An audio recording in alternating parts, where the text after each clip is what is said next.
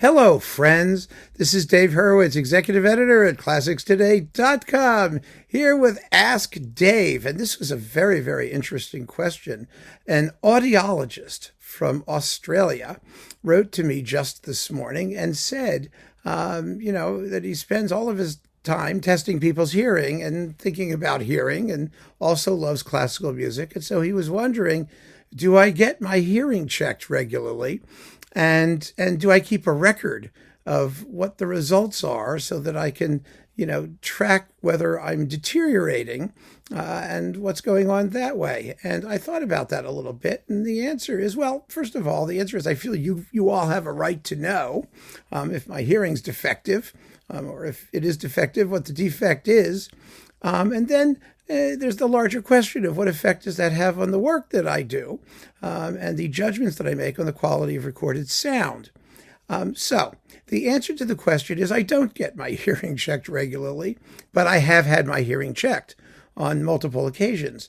The first time was, of course, when I was younger, we did it regularly. There was a guy who came to school and checked our hearing and all that. But as an adult, probably 20, 25 years ago, and I was having a tinnitus issue. I had a ringing in one ear, in my right ear. And so I did go and have it checked, and it was doing something to cut off some of the higher frequencies in my right ear, but it went away. I mean, it just went away as suddenly as it arose. For a while, they thought I actually might have a tumor or something on the auditory nerve, but it turned out to be nothing, and it just cleared up, and that was that. I may still have a slight impairment in my right ear. And then after I was diagnosed with multiple sclerosis, which screws up with just about everything and anything at random, anything from why my eye droops to, my voice goes periodically and stuff like that. So, I did have my hearing checked then as well, and it was fine. I mean, it was within regulation parameters, whatever those are. But the larger question really is very interesting. What need we look out for when it comes to hearing? Because as we get older, our hearing changes and it does deteriorate. I actually do have a history in my family of deafness in older age. My grandmother went deaf. Of course, she was 103 by the time she was more or less fully deaf, so I don't worry about it too much. But it can happen. And on my mother's side of the family as well. We have people who wear hearing aids. And so I need to be conscious of it. When I was younger and playing percussion, and I used to live in a little studio apartment and smash the crap out of that tam-tam at deafening volume so that everybody on 52nd Street in Manhattan could hear it, I didn't care. And my ears would be ringing. Now I'm much more cautious about noise and noise generally, loud noises. I'm careful to try and preserve my hearing to the extent possible, and I think it's still pretty good. But what do we need to hear as a critic or in our normal lives? What is acceptable and what is normal?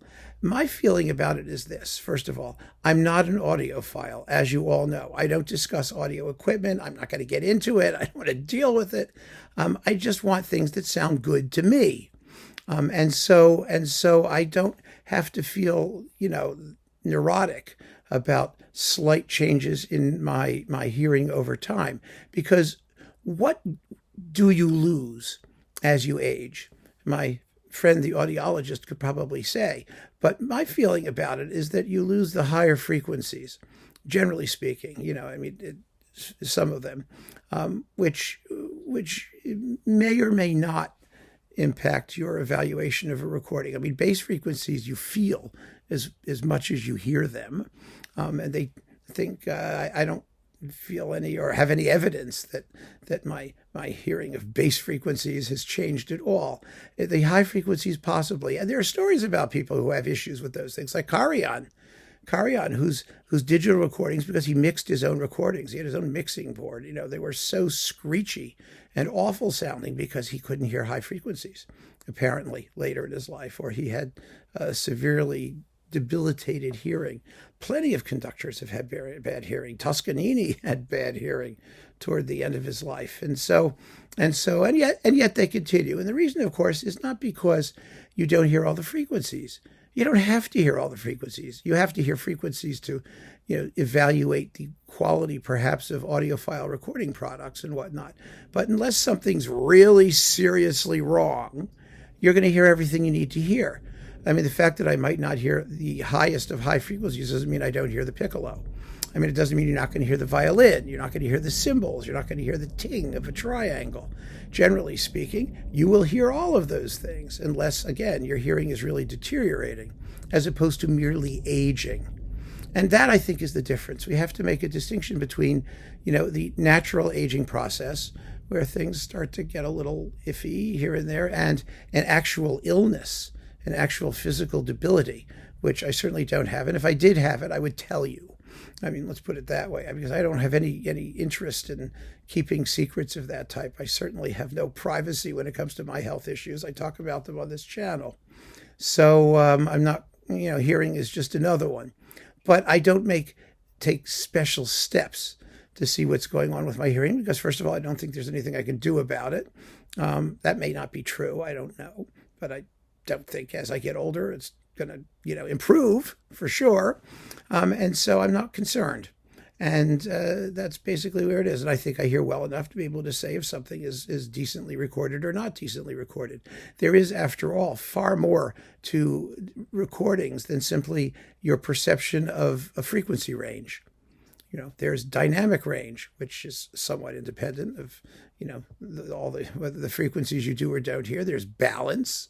There's, naturalness of timbre. There's the comparison between what something sounds like live and what something sounds like in your home. And then there are all of the variables involving your own setup in your home, the acoustics of the room, the kind of equipment that you buy, your own personal preference for balance of sonorities and tone and frequency and volume and all of those things.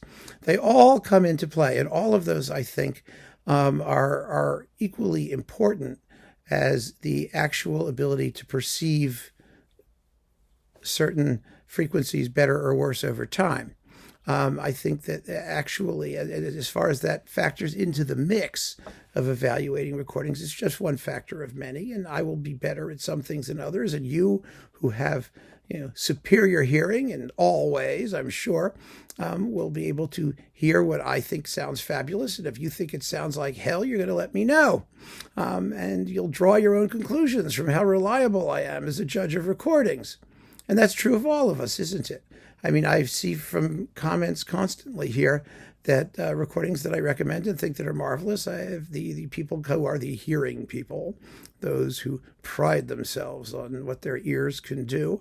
They write in and they say, this sounds like hell. It's terrible. The orchestra. And then I find out, this happened just recently, actually. Somebody trashed a recording that I think sounds absolutely fabulous. It was the Schulte Alpine Symphony, actually, which definitely sounds fabulous. It's a wonderful sounding recording. But I mean, I don't know anybody who hasn't thought so, except for this one person. And I said, what, are you crazy? I mean, it sounds great. And then the reply was, well, that's what I get for listening to it on YouTube. Well, I mean, if you're going to listen to it in whatever that format is, and with audibly degraded sonics over whatever system or speakers you're using to hear your YouTube thing, then we're going to have very, very different views of what constitutes good sound. And I've become very wary of that, especially since the streaming audio business has started. I know there are lossless files and all that stuff that people can use and whatever that is, but it only drives home just how relativistic and impressionistic the entire process of listening is. And it reinforces my long-held desire not to discuss audiophile issues and equipment and getting into that whole quagmire of nonsense, because there are objective facts about performance and interpretation. People either play the right notes or they don't. The tempo is either allegro or it's not.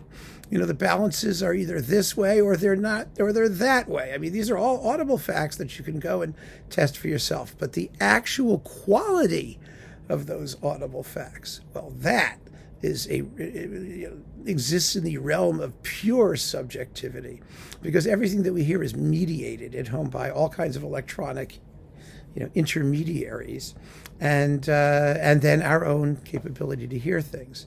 So I have great confidence in my ability to hear everything I need to hear to be able to judge a performance, and to be able to decide whether a recording does justice to the performance.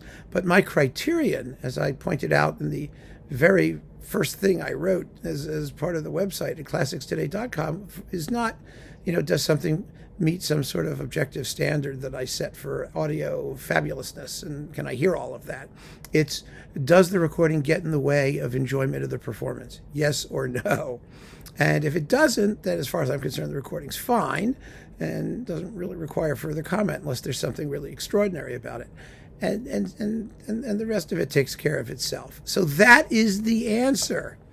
I hope that gives you a sense of what my position is, what the state of my hearing may be, and how regularly I feel that I need to seek medical advice for same.